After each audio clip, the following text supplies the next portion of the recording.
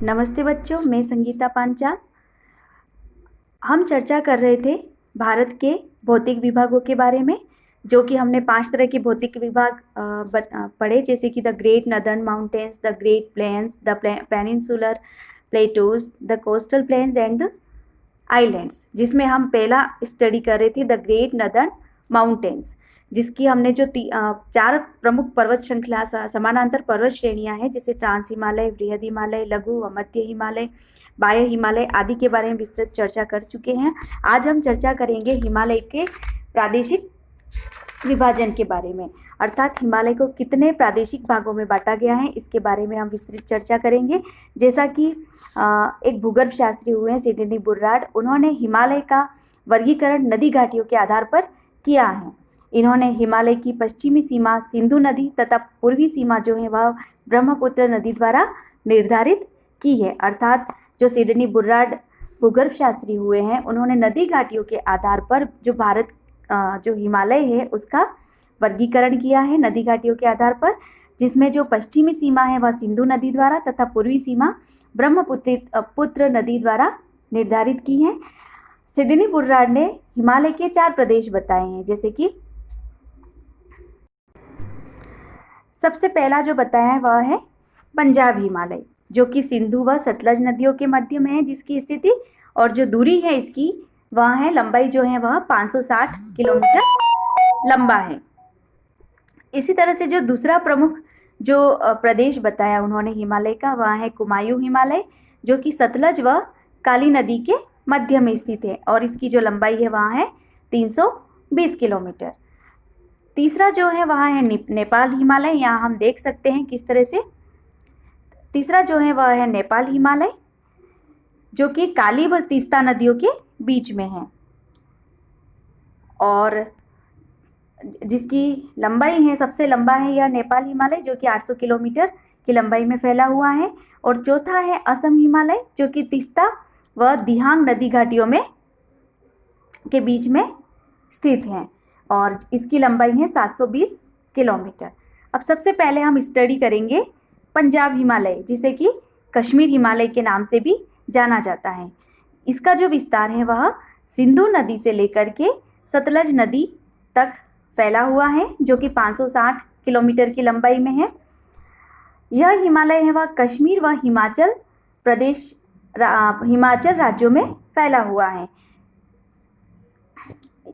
दक्षिण से उत्तर की ओर जाने पर कश्मीर हिमालय में या पंजाब हिमालय में जो दक्षिण से उत्तर की ओर जो श्रेणियां हैं वह सबसे पहले दक्षिणवर्ती जो है वह है पीर पंजाल, उसके उत्तर में जास्कर, उसके और उत्तर में लद्दाख और उत्तरवर्ती श्रेणियां हैं कराकोरम और धौलाधर प्रमुख श्रेणियां हैं जो कि दक्षिण से उत्तर की ओर स्थित हैं। इन पर्वत श्रेणियों के दक्षिणी ढालों पर वनों की प्रचुरता पाई जाती है, जबकि जो उत्तरी ढाल है वह निर्जन, उबड़ खाबड़ तथा शुष्क है, क्योंकि यहाँ पर सूर्य की किरणें सीधी नहीं पहुँच पाती हैं। शुष्क होने के कारण हिमरेखा की जो लंबाई है वह अधिक ऊंचाई पर मिलती है। दूसरा जो प्रमुख प्रदेश है हिमालय का प्रादेशिक वर्गीकरण में वह है कुमायूं हिमालय। कुमायूं हिमालय का विस्तार जो है वह सतलज नदी से लेकर पर ये सतलज नदी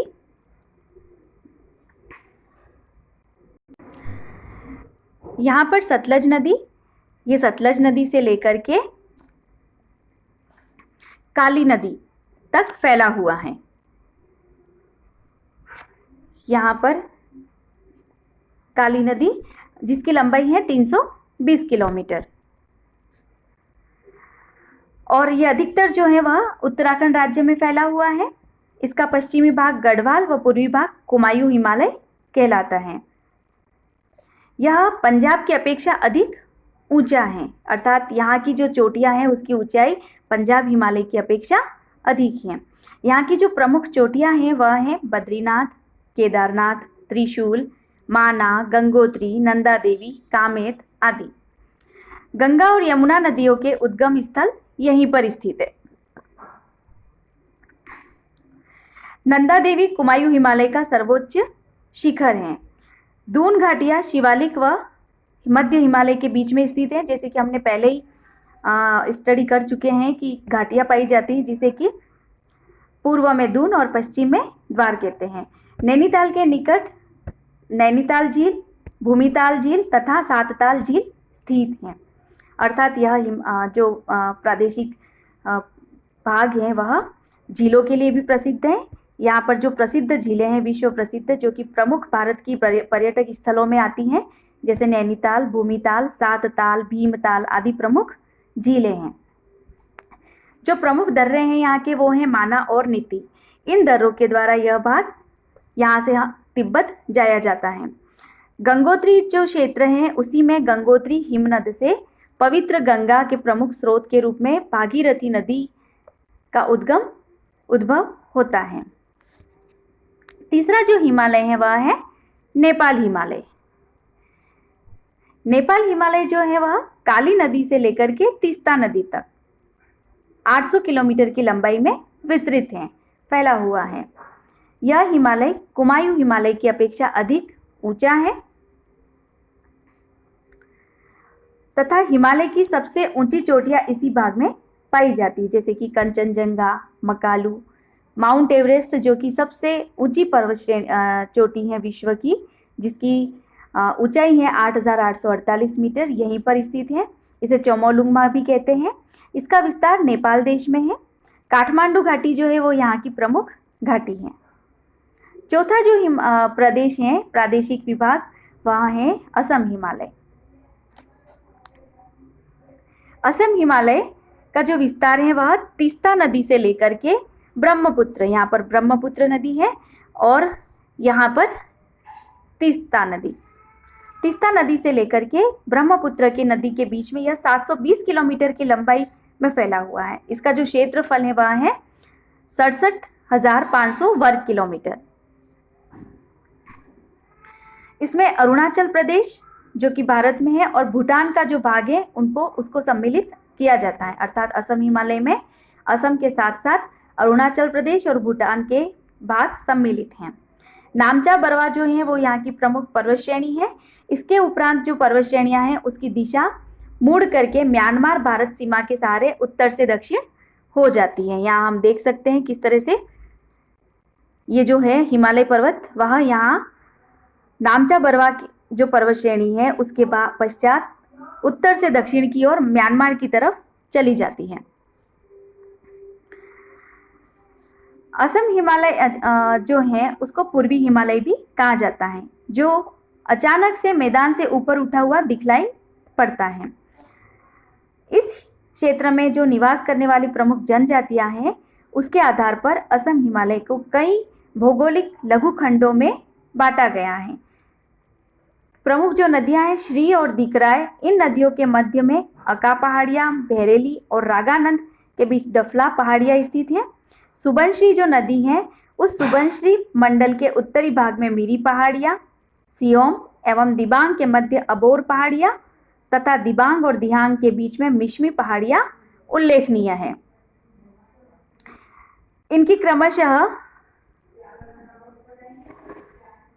जो ऊंचाई है, जैसे कि कुला कांगड़ी जो कि 7,554 मीटर की ऊंचाई पर है, चोमोवहारी जो कि 7,327 मीटर की ऊंचाई पर, टोवाडज, कांगटो, ग्यालापेरी एवं नामचा बरवा की ऊंचाई है 7,756 मीटर, जो कि पूर्वी हिमालय की सबसे ऊंची चोटी मानी जाती है। नामचा बरवा जो प्रमुख दर्रे हैं जैसे कि जेलेपला, बूमला, टिसिला, तुंगा, योंग्या, कांगड़ी करपोला आदि प्रमुख यहाँ के दर्रे हैं। इसमें सिक्किम की चुम्बा घाटी में जेलेपला और अरुणाचल प्रदेश में बूमला जो दर्रे हैं वह तिब्बत की राजधानी लहासा तक पहुँचने के लिए प्रमुख मार्ग हैं। अब हम चर्चा करेंगे हिमालय में जो हिमनद हैं उसकी ऊंचाई कितनी है। जैसे कि औसत जो हिमरेखा है हिमालय के वह है 4,300 से 6,000 मीटर, और महान हिमालय है वहाँ पर जो हिमरेखा की लंबाई ऊंचाई है वह है 4,500 से 6,000 मीटर। पश्चिमी जो हिमालय है वहाँ पर इसकी ऊंचाई ज़्यादा है वह है 5,800 मीटर, और जो पूर्वी हिमालय है वहाँ पर जो हिमनद की ऊंचाई है, हिम रेखा की ऊंचाई है, वह है 4,300 मीटर। इस प्रकार से अगर हम कंपेयर करें पूर्वी हिमालय और पश्चिमी हिमालय में, तो पश्चिमी हिमालय जो है वहाँ पर हिम रेखा की ऊंचाई अपेक्षाकृत अधिक मिलती है, 5,800 मीटर, क्योंकि यह जो है वहाँ पर अधिकतर शुष्क जलवायु स्थित है, और शुष्क जलवायु होने के कारण यहाँ पर हिम रेखा की लंबाई ऊंचाई अधिक है। तो दूसरी ओर जो पूर्वी हिमालय है वहाँ पर अपेक्षाकृत आर्द्र जलवायु होने के कारण हिम रेखा की ऊंचाई है वह कम है, 4,300 मीटर की ऊंचाई पर। अब हम चर्चा करेंगे हिमालय के जो प्रमुख हिमनद हैं उसके बारे में। जो हिमालय के प्रमुख हिमनद हैं, हिमनद जिसे ग्लेशियर भी कहते हैं, उसकी निचली सीमा को हिम रेखा की संज्ञा दी जाती है, स्नो लाइन की।